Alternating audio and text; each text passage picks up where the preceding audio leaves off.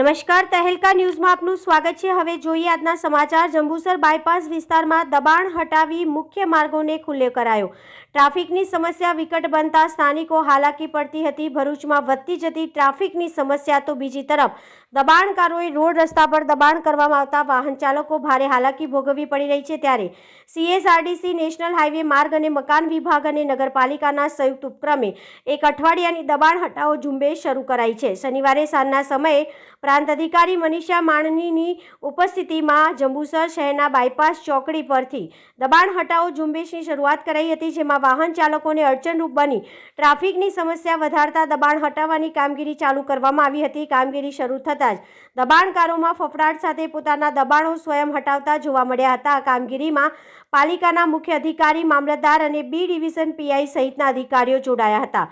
Reporter અવી Syed, Bharuch.